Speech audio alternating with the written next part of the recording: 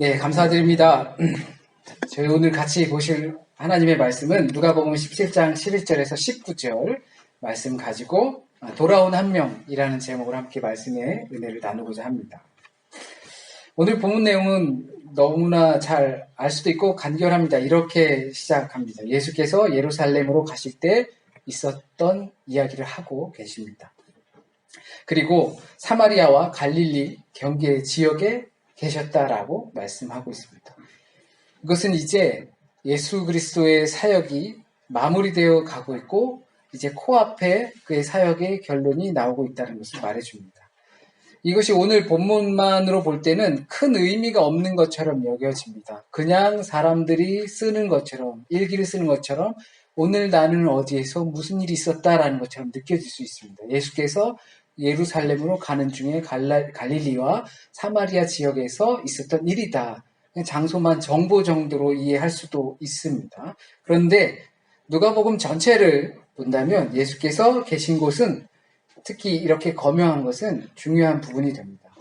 나사렛에서 예수 그리스도의 사역을 시작하시고 갈릴리와 유다, 베레아 지역을 말씀과 비유 또는 치유로 가르치시면서 예루살렘 입성 직전의 사역의 마무리라고 볼 수 있기 때문입니다. 그래서 이것이 더욱더 중요한데요. 언젠가는 말씀을 드렸지만 누가복음이 갖고 있는 특징들이 있습니다.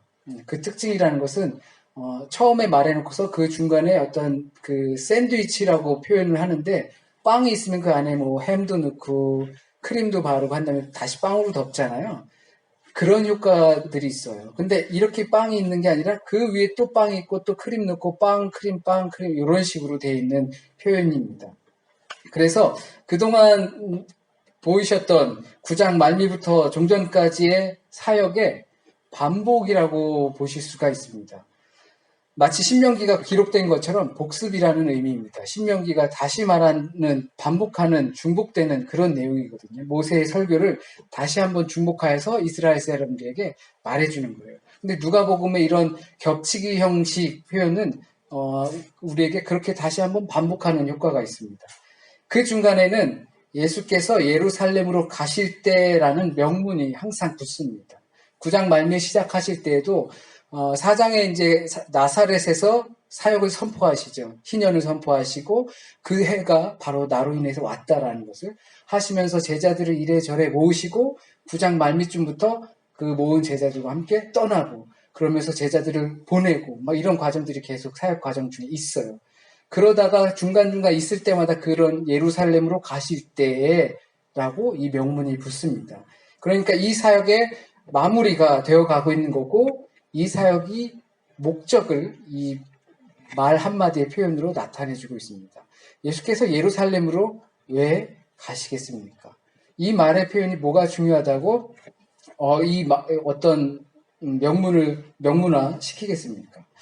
예수께서 사마리아 지역을 지나가고 계셨고 거기에는 한센인 그리고 소위 말하는 나병 환자, 가렵고 긁고 고름이 나고 손가락이 잘라지고 코가 떨어지고 귀가 떨어지고 막 이렇게 하는 그냥 보기만 해도 조금 징글징글하게 느낄 수 있는 그러한 질병이 있는 사람들이 10명 있었습니다. 그런데 그 사람들이 예수 선생님이요 라고 하면서 예수님을 부르시고 우리를 좀 불쌍히 여겨주세요 라고 부르게 됩니다. 그리고 그 10명을 고쳐주신 사건입니다. 그런데 직접 만나서 고쳐주신 것도 아니고 그냥 병이 든 채로 있는 사람이었습니다. 그들에게 예수께서 제사장에게 가서 너희들의 몸을 보여줘라 라고 명하십니다. 왜냐하면 그들이 질병이 있기 때문에 마을 밖에서 지낼 수밖에 없었고 그러면서 그 병이 다 나으면 제사장한테 보여주면서 내가 이제 정결해졌다라고 하면서 나는 당신들의 공동체에 들어갈 수 있는 어떤 구성원의 자격이 됐다 이제는 정결해졌다. 왜냐하면 병은 죄로 판가름했었기 때문에 그래서 이제 제사장에게 보여주라라고 하는 것입니다. 그리고 그들이 가는 도중에 병이 나았어요. 그 순간에 병이 나은 게 아니라 가는 도중에 병이 나았어요. 이걸 보고 우리는 믿음이다라고 합니다.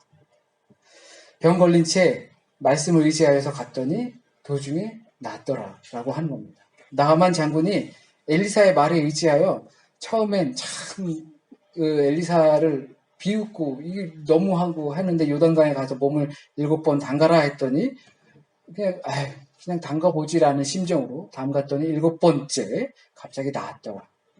의지하여 행하면 역사가 나타난다.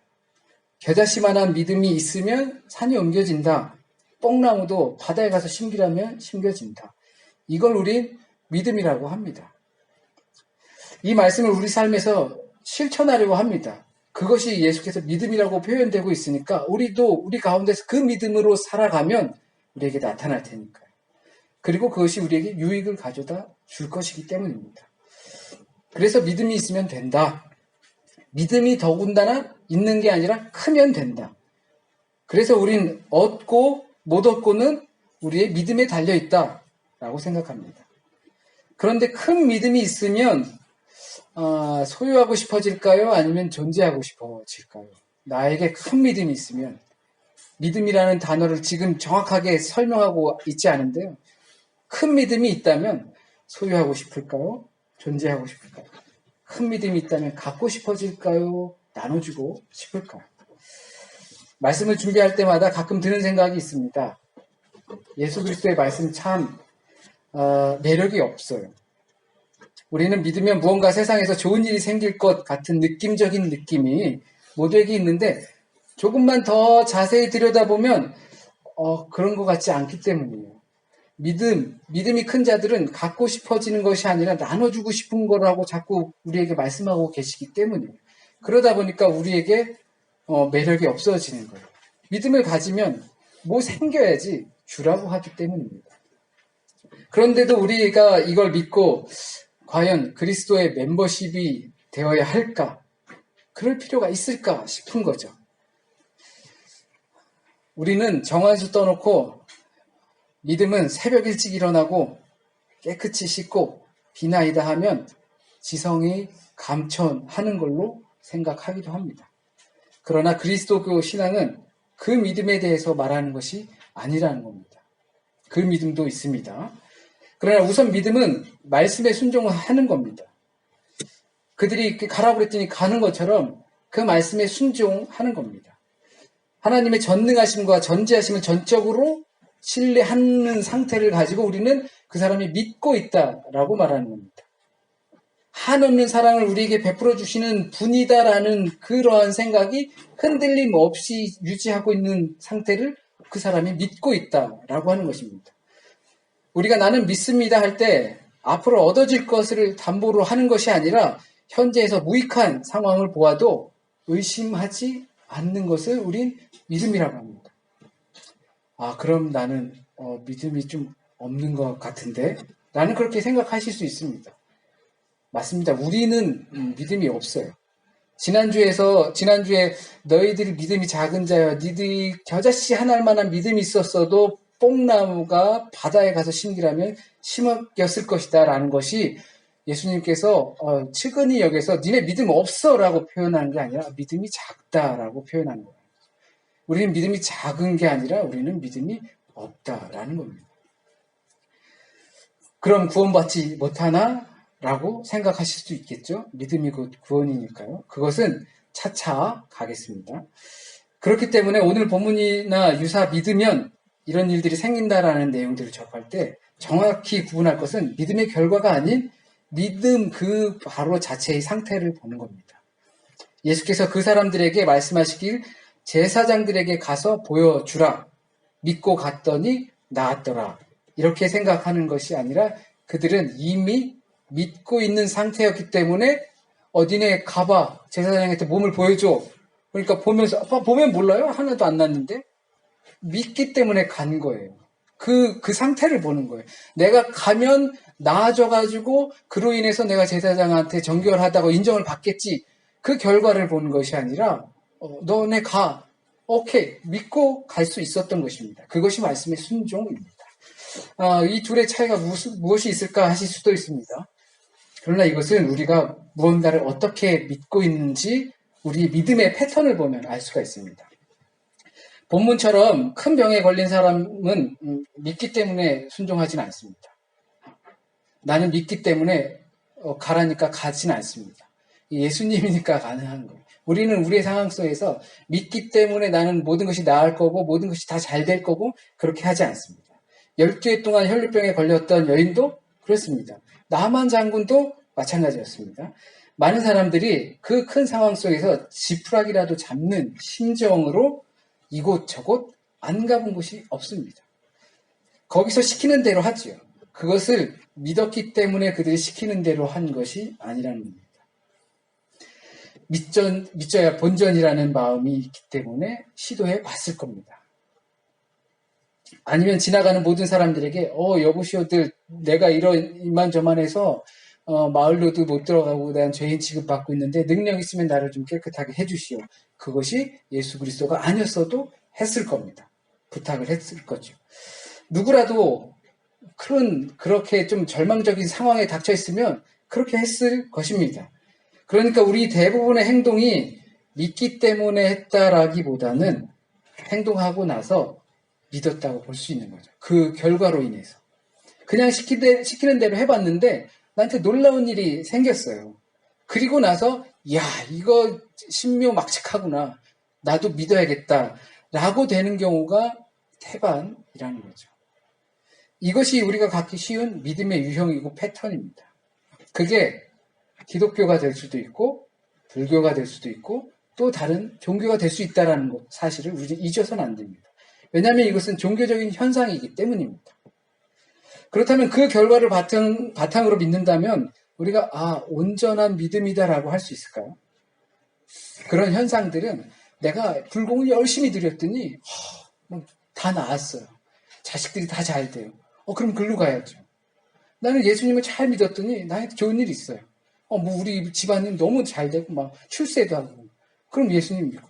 그러니까 그러한 믿음의 패턴과 유형으로 믿는 것을 우리가 온전한 믿음이라고 할 수 있냐라는 거죠.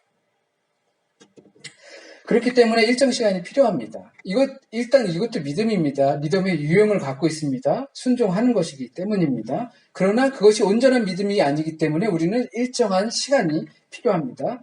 소위 말하는 신앙의 경륜이 쌓이면 믿음으로 행동을 하게 되는 거죠.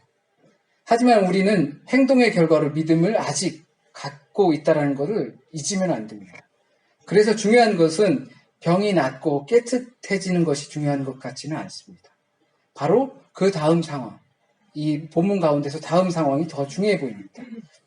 이러한 믿음의 패턴을 오늘 본문과 접목시키면 10중 8구 예수께 돌아오지 않는다는 이야기가 됩니다. 대부분의 믿는 사람들이 9명처럼 그렇게 행동한다는 것을 예수께서 콕 집어 말씀하고 계십니다. 대부분의 믿음의 사람들을 보면 믿음은 있어요. 앞에서 말한 순종하는 믿음이 있어요. 잘 되길 바라는 믿음이 있어요. 그래서 증거도 있어요. 그러나 우리가 믿음이라는 것을 생각하고 신앙할 때 대개는 나에게 생기는 그러한 무언가를 기대합니다. 그게 세속적인 것이든 아니면 영적인 것이든 우리는 그것을 기대하기 마련이에요. 물론 그것도 말씀드린 대로 믿음입니다. 대신 믿음의 시작일 뿐입니다. 당장은 아니어도 하나님께서는 우리를 사랑하시고 전능하시고 전지하시기 때문에 우리를 돌보신다는 흔들림 없는 믿음도 우리에게 있을 수 있습니다. 그러나 우리는 그것만이 믿음의 전부다라고 생각하면 안 됩니다. 마음 안에만 있는 거죠. 그것은. 지난주에도 본문을 통해서도 마음에 있는 믿음은 밖에 있는 현실을 극복시키는 것이다 라고 표현을 했습니다. 우리에게 믿음이 있으면 우리에게 닥친 그 밖의 상황들을 믿음으로 극복할 수 있게 되는 표현입니다. 믿음은 안에만 갇혀 있는 것이 아니라 밖으로 나올 수밖에 없습니다. 믿음이 있는 자들에겐 밖으로 표현될 수밖에 없습니다. 예수께서는 오늘과 같이 이 중대한 시점에서 그러한 믿음과 또 다른 믿음을 말씀하십니다. 그것이 바로 하나님께 영광 돌리며 예수께 돌아오는 믿음입니다. 중점적인 건 이걸 이야기하고 싶으신 거죠. 우리에겐 믿음이 있습니다. 하나님께 영광 돌리는 믿음 말입니다. 나를 위한 또는 내 안에 있는 믿음이 아니라 밖으로 나오는 믿음. 곧 하나님께 영광을 돌리는 것입니다. 이거는 웨스터민스터 신앙고백에서는 이거 제 1번 질문이에요. 우리 인간 피조물의 존재 이유가 무엇인가? 하나님께 영광을 돌리고 하나님의 기쁨을 누리면서 사는 것. 우리 그렇게 하나님께서 지으셨다라는 겁니다. 우리가 믿는 이유가 바로 그 목적으로 가는 것입니다. 우리가 믿는다는 내적인 것으로 또는 기다림으로 또는 신뢰와 의지함으로 나타난 현상에 대해 영광을 돌릴 수 있어야 합니다. 그러나 십중팔구 감사하고 영광을 돌릴 것입니다. 안 돌릴 것 같은데 다들 그냥 갔는데요. 병이 났다면 두말할 것도 없죠. 감사할 거예요. 하나님께 영광을 돌릴게요. 하나님 감사합니다. 할 겁니다. 돌아오지 않는 9명의 병자들도 저는 그랬을 거라고 생각해요. 가다가 나왔어요. 한 명은 돌아왔지만 안 돌아온 그 십중팔구 대부분의 믿음이 있고 믿음의 증거가 있는 사람들도 예수께서 말씀하시는 본질적인 믿음으로 돌아오지 못했지만 가면서 하나님의 은혜입니다. 감사합니다. 놀랍습니다. 라고 하면서 가족들을 만나고 또 얼마나 못 봤을 거예요. 제가 알기로는 이 나병이라는 게 쉽게 사라지는 감기 이런 게 아니잖아요. 그러면서 가족들이랑 떨어져 있고 격리돼 있고 사망에 가 있고 이렇게 하면서 죽을지도 몰랐는데 딱 가족 나 살아있어 라고 얼마나 보여주고 싶겠어요. 그 가운데 하나님께 감사 기도를 드리면서 갔을 거라고 저는 생각합니다. 근데 이런 일은 우리도 마찬가지일 거예요. 우리도 하나님께 나 스스로는 마음적으로는 감사를 드리고 영광을 표현하고 하지만 먼저 이제 가족을 만나고 싶지 않겠어요? 내가 암이 걸렸어요. 암이 걸렸는데 이렇게 이제 진짜 그 진단 맞고서 막 조마조마 하다가 이제 1차 검사하고 이렇게 치료들 하잖아요. 그러다가 이제 의사 선생님이 이제 완치됐습니다 하면 마음적으로 당연히 하나님께 감사하지 않겠어요? 하나님께 영광을 돌리고 제가 이제 영광 돌리는 삶을 살겠습니다 하면서 밖으로 표현되는 거는 집에 전화부터 하지 않으시겠어요? 일단 식구부터 모으고 모여봐 진짜 좋은 일 하면서 그럴 거 아니에요. 이들도 그랬을 것입니다. 그런데 10명 중 한 사람이 되어야 한다는 것을 예수께서 말씀하시는 겁니다. 10중8구가 아니라 한 사람. 그것이 지난번에 보셨던 거지입니다. 나사로입니다. 강도 만난 자를 돕는 자입니다. 그리고 잃어버린 동전을 찾은 겁니다. 잃어버린 양을 찾은 겁니다. 그 한 명. 우리가 보통 하나님께 영광을 돌릴 때 참 저렴하게 합니다. 하나님께 영광의 박수를 돌립니다.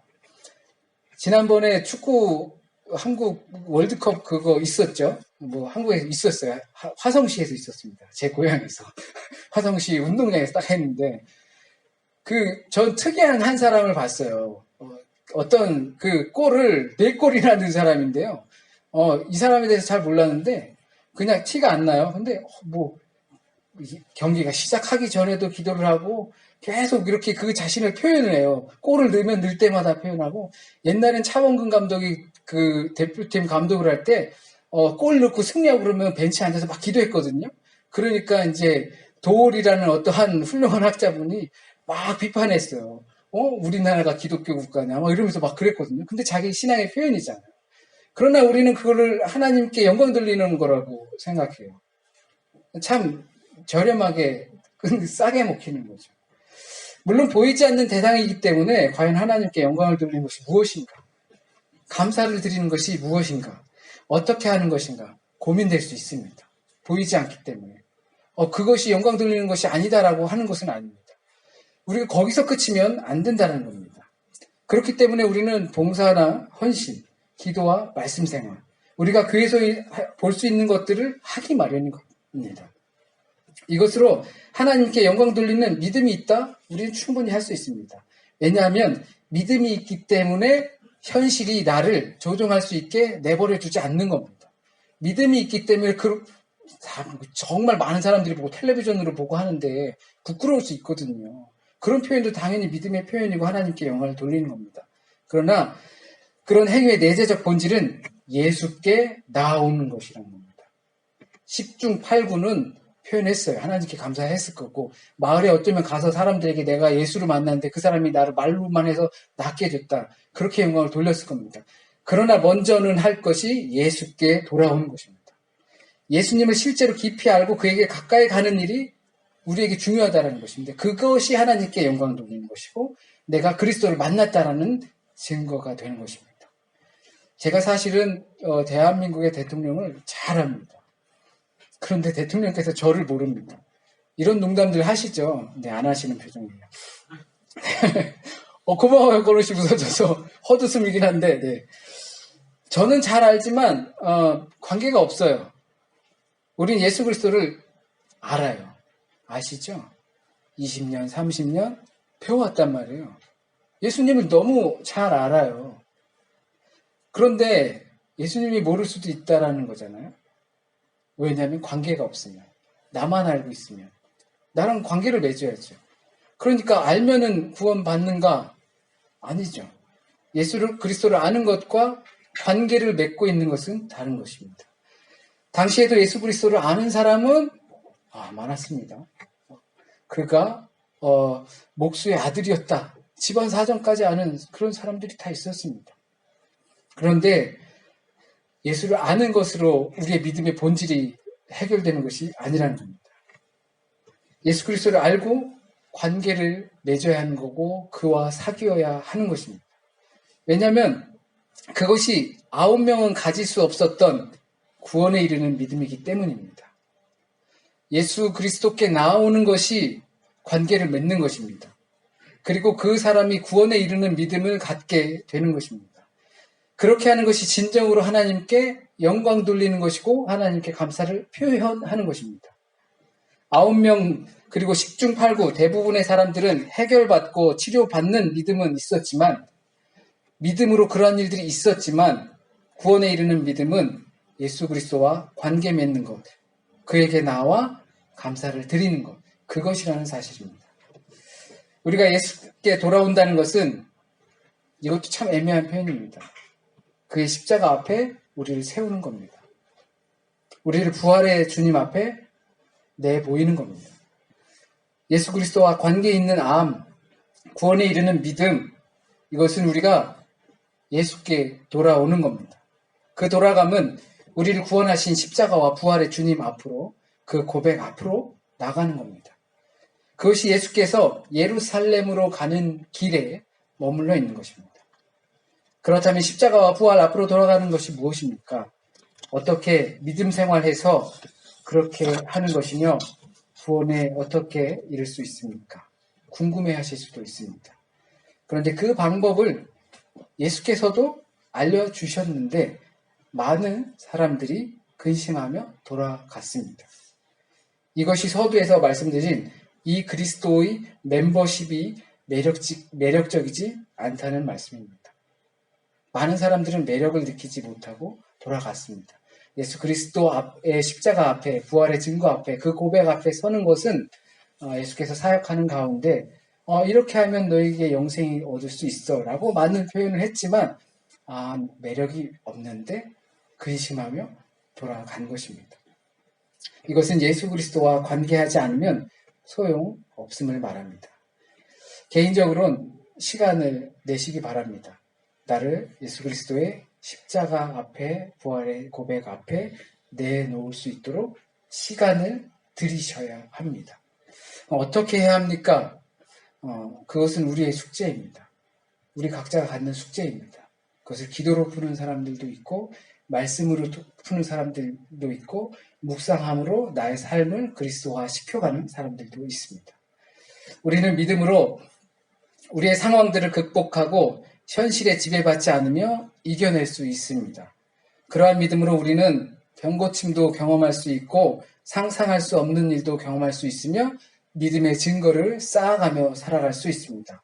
그런데 그게 전부가 아니라고 생각합니다.